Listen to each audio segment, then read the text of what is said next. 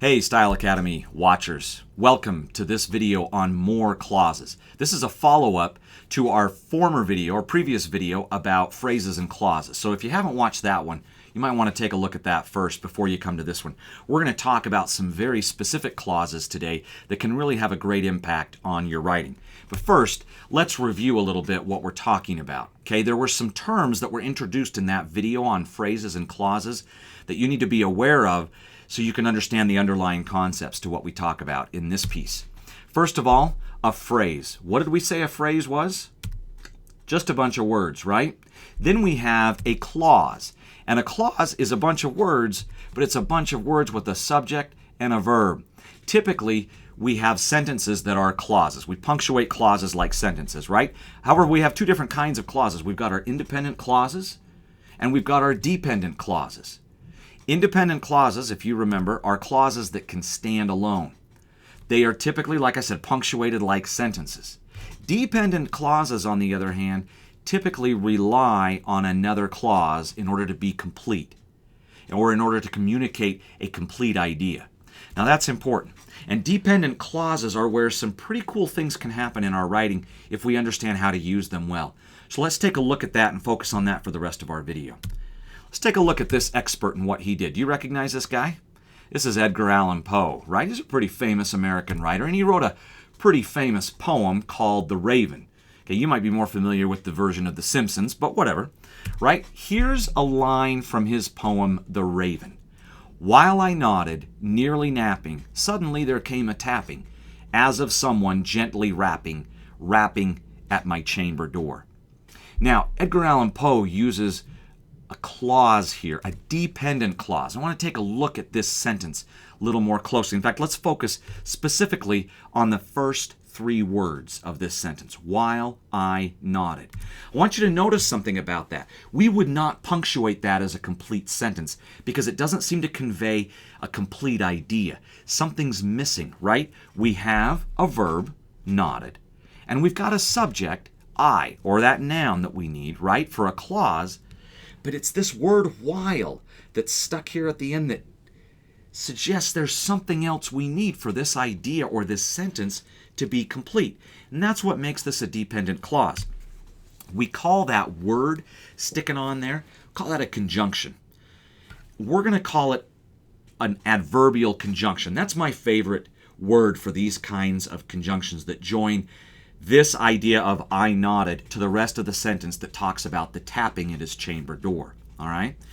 This creates, the use of this conjunction creates what we call an adverb clause.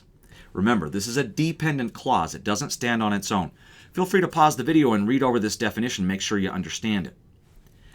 What I think is really key here is the fact that these clauses begin with adverb conjunctions like after, as, before, since, as if, although, if. There's a whole list linked below this video to typical or common adverbial conjunctions. I recommend you download that and check those out and look at those. Let's take a look at another expert and the way she uses adverbial clauses. You guys familiar with Harry Potter? Here he is being chased by a horntail, right? This comes from the book The Goblet of Fire. Take a look at this sentence. As he soared upward, we're talking about Harry here. As he soared upward, as the wind rushed through his hair, as the crowd's faces became mere flesh-colored pinpricks below, and as the horntail sank to the size of a dog, he realized that he had left not only the ground behind, but also his fear. What do you notice about that sentence? If you've been paying attention to this discussion of adverbial conjunctions, some words in this sentence should have just leapt right out to you. These right here, as he soared upward, as the wind rushed, as the crowd's faces. Notice, we wouldn't punctuate these as complete sentences because of that adverb conjunction at the beginning. That as suggests something else. These do a really nice job of building on each other to deliver the punch of that final idea that he left behind the ground and his fear. It's a pretty cool technique that J.K. Rowling uses here, and it's all built on these adverbial clauses, on these adverb clauses.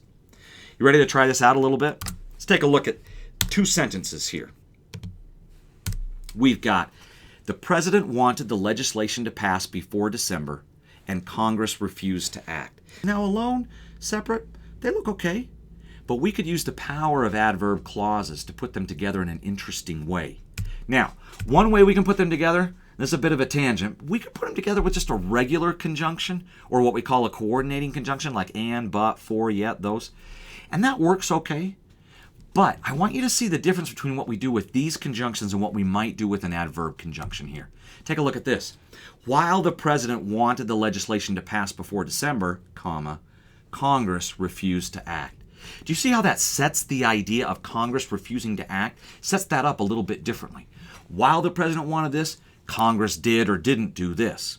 Now, these clauses can be switched too. We can have the different clause be our independent clause, as we talked about in that previous video. Look at this way of putting the two together. Even though Congress refused to act, the president wanted legislation to pass before December. Slightly different tone in that sentence, right? We've set Congress up here at the beginning. Even though they refused to act, here's what the president wanted. Subtle switches and choices like this in the way we use adverb clauses and their position in the sentence can determine different shades of meaning in our writing. Okay? You ready to do one on your own? Here's two sentences. Pause the video, and I want you to put these two sentences together in at least a couple of different ways. And if you're feeling adventurous, play around with the order too.